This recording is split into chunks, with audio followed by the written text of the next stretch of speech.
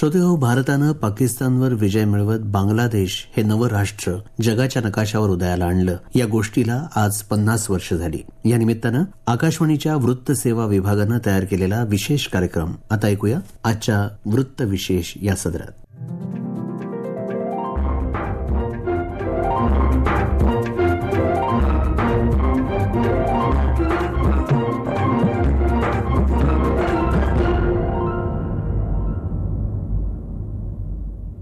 श्रोते हो, नमस्कार.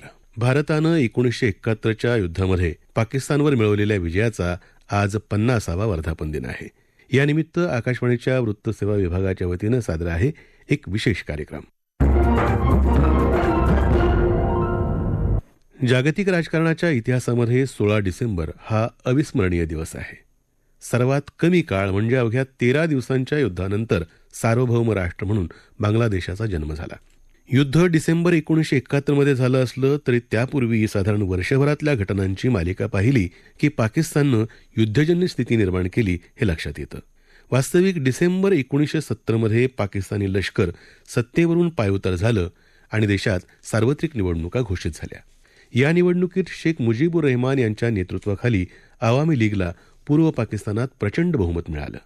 मात्र आवामी लीगकडे सत्ता हस्तांतर करायला पाकिस्तानी लष्करी अधिकारी तयारच नव्हते. इथंच युद्धाची ठिणगी पडली असं म्हणता येईल. 1971च्या प्रारंभीच ढाक्यातल्या रमण रेसकोर्सवर शेख मुजीबुर रहमान यांचं झालेलं भाषण ऐतिहासिक मानलं जातं, कारण याच भाषणात त्यांनी सार्वभौम बांगलादेशाच्या निर्मितीची घोषणा केली. बांगला बहुजनांना कोणीही दुजाभावाची वागणूक देणार नाही, असा स्वतंत्र देश आपण तयार करू असं त्यांनी जाहीर केलं. আমার মুক্তি সংগ্রাম, এবারে সংগ্রাম স্বাধীনতার সংগ্রাম। আমার 25 তারিখে অ্যাসেম্বলি কল করেছে, রক্তের দাগ শুধায় নাই। আমি 10 তারিখে বলে দিয়েছি যে ওই শহীদের রক্তের উপর যে পাড়া দিয়ে আজ কৃষিতে মুজিবুর রহমান যোগদান করতে পারে না। জয় বাংলা। शेख मुजीबुर रहमान यांचं सार्वभौम बांगलादेशाचं स्वप्न साकार करण्याच्या उद्देशानं वेगळी मुक्तीवाहिनी किंवा मुक्ती फौज तयार करण्यात आली. पूर्व पाकिस्तानातल्या उठावाचे पडसाद पश्चिम पाकिस्तानातही उमटू लागले. अस्वस्थतेचं लोण पसरू नये म्हणून पूर्व पाकिस्तानावर नियंत्रण ठेवण्यासाठी लेफ्टनंट जनरल टिक्का खान यांची प्रशासक म्हणून नियुक्ती केली गेली. लेफ्टनंट जनरल टिक्का खान यांनी अत्यंत निष्ठुरतेनं बंगाल निर्मात्यांचं आंदोलन चिरडून टाकायला प्रारंभ केला. पावसाळ्यानंतर सप्टेंबर 1971 पर्यंत हा प्रश्न अधिकच गंभीर झाला. स्वातंत्र्य सैनिकांनी सीमा ओलांडून भारताचा आश्रय घेतला. याच काळात सीमा सुरक्षा दल आणि पाकिस्तानी लष्कर यांच्यात वारंवार चकमकी होऊ लागल्या. उभय देश हळूहळू युद्धाच्या दिशेनं जायला लागले. पूर्व पाकिस्तानच्या मोहिमेचं नेतृत्व लेफ्टनंट जनरल जगजित सिंग अरोरा यांनी केलं. 1971च्या अखेरच्या काळातली त्यांची एक आठवण. The planning was done in good time because we had the time. And the second thing is that we realized that unless we achieve success in the shortest possible time, the United Nations and the other major nations would like to try us from carrying on fighting as a ceasefire rather than giving us time to have proper victory. So we didn't want anything less than victory. I evolved that we should be able to surprise and we should also be able to have mobility. Now the communications were very sparse. तसं पाहिलं तर अधिकृत युद्धाची घोषणा झालेली नव्हती. त्याआधीच भारतीय हवाई तळावर हल्ला चढवून पाकिस्ताननं कुरापत काढून अधिकृत युद्धाला दिनांक 3 डिसेंबर रोजी तोंड फोडलं. हा हल्ला व्यर्थ ठरला. याच मध्यरात्री भारताच्या प्रधानमंत्री इंदिरा गांधी यांनी देशाला संबोधित केलं. भारतीय हवाई दलानं प्रत्युत्तरादाखल हल्ले सुरू केले आणि त्याच रात्री तेजगाव, कुर्मितोला हवाई तळांचं प्रचंड नुकसान केलं. या प्रत्युत्तराच्या हल्ल्यांचं नियोजन करणाऱ्या समूहामध्ये एअर मार्शल H.C. दिवाण हे एक होते. त्यांनी सांगितलं, The Air Force bombed each and every airfield, whether in use or out of use in Pakistan, East Pakistan. And every airfield was immobilized. Once it was immobilized, they were just not able to take off. We dared them, more or less, to really fly over some of their military airfield, which was primarily in Dhaka, Tezgaon, but they did not come up because they realized that the Air Force was quite superior to them. भारताच्या पाठीशी पूर्वीचा Soviet महासंघ ठाम उभा होता. त्यांनी संयुक्त राष्ट्राच्या सुरक्षा परिषदेकडे युद्धबंदीची मागणी केली. दुसरीकडे भारतीय फौजा पूर्व पाकिस्तानच्या दिशेनं पुढे सरकत होत्या. 5 डिसेंबरपर्यंत दारसाना, ठाकूरगाव, कमालपूर आणि अखौरा यांच्यावर भारतीय लष्करानं विजय मिळवला होता. त्याचबरोबर भारतीय हवाई दलानं ढाक्यावर 24 तास जोरदार हल्ला सुरू ठेवला होता. The Air Force promised us to give favorable air situation, which they achieved within the first 36 to 48 hours and kept the enemy practically grounded. And they were able to give us certain amount of support to make up heavy artillery, and because it was not possible on these byways to be able to very heavy weapons either. सागरी आणि हवाई हल्ले करतानाच पाकिस्तानी सैन्याला मिळणारी अतिरिक्त रसद तोडण्यासाठी करावं लागणारं नियोजन अतिशय महत्वाचं होतं. भारतानं अशा परिस्थितीत सागरी व्यूहरचना केली आणि बंगालच्या उपसागरामध्ये INS विक्रांत भक्कमपणानं अग्रणी राहिले. या युद्धात सागरी आघाडीचं नेतृत्व करणारे व्हाईस ॲडमिरल मिहिर कुमार रॉय म्हणाले, In 71, we had the blockade. We prevented any of the ships and prisoners moving out by the khals, etc., because we had aircraft that operated at night. And when I spoke to Admiral Sharif when he was a prisoner in Fort William, and he said, I was deaf, I was blind, because day and night the Navy hammered us in all the inside khals, etc., leading to the sea. सर्वात कमी कालावधीचं आणि दक्षिण आशियाच्या भौगोलिक राजकारणात परिवर्तन घडवून आणणारं युद्ध म्हणून 1971चं युद्ध लक्षात राहील. युद्ध जाहीर झाल्यानंतर अवघ्या 3 दिवसात भारतीय हवाई दलानं पाकिस्तानच्या हवाई दलाला अक्षरशः भुईसपाट करून टाकलं होतं आणि त्याचा गौरवपूर्ण उल्लेख प्रधानमंत्री इंदिरा गांधी यांनी भारतीय संसदेत केला होता. The people of Bangladesh battling for their very existence and the people of India fighting to defeat aggression now find themselves partisans in the same cause. The government of India have, after the most careful consideration, decided to grant recognition to eastern कमांडकडे या सर्व मोहिमेच्या नियोजनाची आणि अंमलबजावणीची जबाबदारी होती. त्यांनी युद्धकाळ लांबणार नाही हे सुनिश्चित करणारी व्यूहरचना केली. पाकिस्तानकडून होणाऱ्या कसल्याही प्रकारच्या हल्ल्याला सडेतोड प्रत्युत्तर दिलं जात होतं. भारतीय लष्कराच्या माऱ्यापुढं पाकिस्तानी सैन्याला माघार घ्यावी लागणार हे काही दिवसातच स्पष्ट झालं होतं. 41 माउंट ब्रिगेडनं पूर्व पाकिस्तानच्या दक्षिण भागातलं महत्त्वाचं शहर झेनिडा ताब्यात घेतलं. याबाबत ईस्टर्न कमांडचे प्रमुख लेफ्टनंट जनरल JFR जेकब म्हणाले, We planned the campaign in such a manner so that we'd be move fast and we would suffer the minimum casualties. To do this, we at Eastern Command selected our main objective to be Dhaka, and we then selected subsidiary objectives to assist in this. They were not towns but communication centers and command and control centers. For example, in the western sector we selected Magura, Farida and Faridpur. In the eastern sector we selected Chandpur and Daudkandi. आता पराभव अटळ आहे याचा अंदाज आल्यावर पूर्व पाकिस्तानच्या राज्यपालांना वाटाघाटी चर्चा करण्यासाठी राष्ट्राध्यक्ष याह्या खान यांनी सांगितलं.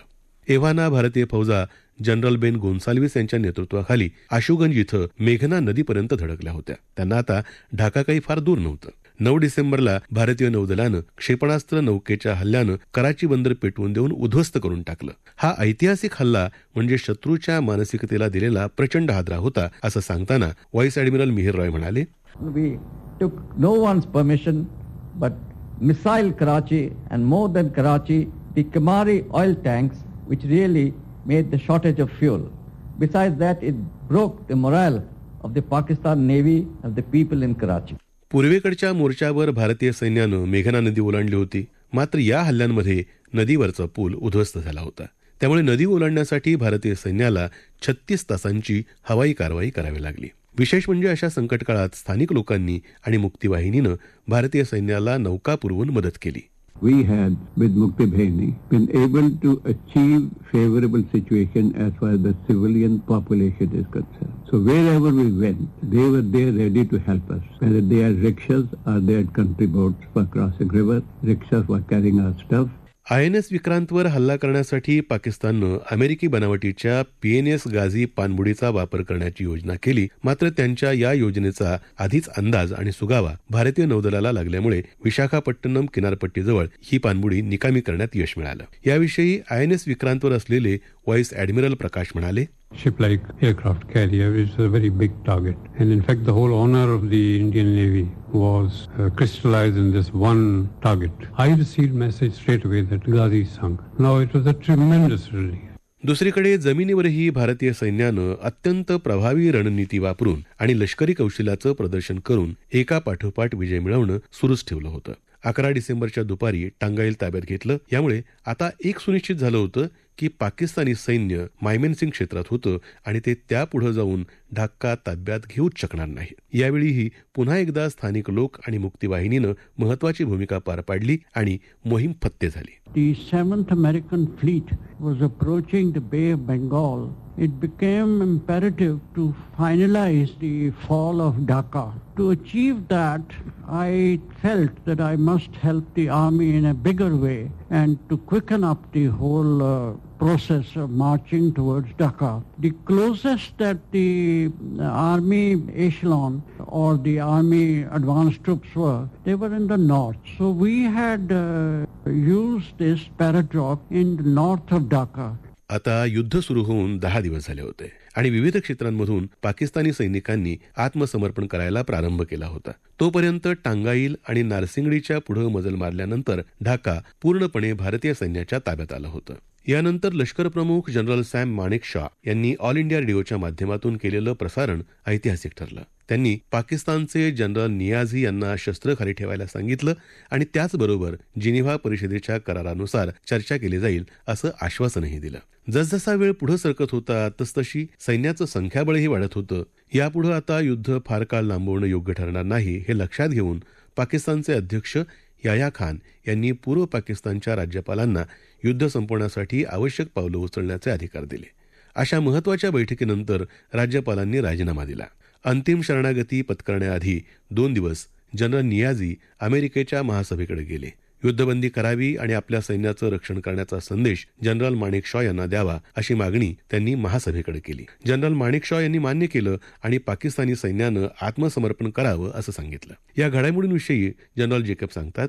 As we landed, I was received by the Pakistan Army Chief of Staff, plus there were the foreign press, the whole lot of them, as well as the United Nations representatives who offered us their good services to negotiate. I felt that they had no role in the surrender, so I thanked them and I then proceeded on towards Niazi's headquarters. We had a lot of trouble in reaching Niazi's headquarters. The fighting was still going on in the bits of the town. We could hear the firing. And Mukti Bahini stopped us and they wanted to attack Niazi's headquarters. I told them Niazi was about to surrender and there was no point in doing so. 16 December 1971 रोजी सायंकाळी 4:31 ढाक्याच्या रेसकोर्सवर पाकिस्तानी सैन्य आत्मसमर्पण करत आहे या आशयाच्या दस्तऐवजावर स्वाक्षरी केली गेली. आत्मसमर्पण संबंधीची औपचारिकता जनरल जेकब यांनी पूर्ण केली. जनरल जगजित सिंग अरोरा या संस्मरणीय घटनेविषयी सांगतात.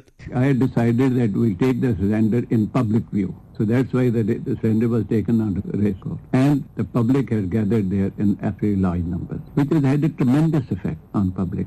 16 डिसेंबर रोजी सकाळी पश्चिम आघाडीवर भारतानं एकतर्फी युद्धबंदीची घोषणा केली. युद्ध संपलं आणि एका नवीन राष्ट्राचा उदय झाला. पूर्वेकडं बांगलादेश या नावाचा नवीन देश जन्माला आला. दिनांक 12 जानेवारी 1972 रोजी सकाळी शेख मुजीबुर रहमान यांनी बांगलादेशाचे प्रधानमंत्री म्हणून शपथ घेतली. कोट्यवधी बांगला लोकांच्या स्वप्नपूर्तीसाठी भारतीय सैन्यानं मानवतेसाठी लढाई केली. या लढाईत पाकिस्तानला आपल्या नौदलाचा 50% आणि वायुदलाचा 1/4 भाग गमवावा लागला. आज एक कृतज्ञ राष्ट्र 3,500पेक्षा जास्त भारतीय पराक्रमी युद्धवीरांचं स्मरण करत आहे. या युद्धामध्ये शौर्य गाजवणाऱ्या आणि संघर्षामध्ये आपल्या जीवनाचं बलिदान देणाऱ्यांना ईस्टर्न कमांडचे तत्कालीन प्रमुख जनरल जेकब यांनी अतिशय भावपूर्ण शब्दात काव्यसुमन अर्पण केलं. What passing bells for these who die as cattle? Only the monstrous anger of the guns, only the stuttering rifles' rapid rattle can patter out their hasty horizons. No mockeries now for them, no prayers, nor bells, nor any voice of mourning save the choirs, the shrill, demented choirs of wailing shells and bugles calling for them from sad shires. आकाशवाणीच्या वृत्तसेवा विभागानं तयार केलेल्या कार्यक्रमाची ही मराठी आवृत्ती आकाशवाणी मुंबईच्या प्रादेशिक वृत्त विभागानं सादर केली. सादरकर्त्या सरस्वती कोळेकर, निर्मिती सहाय्य विवेक वानखडे, मराठी अनुवाद सुवर्णा बेडेकर आणि निवेदन सुनील कांबळे.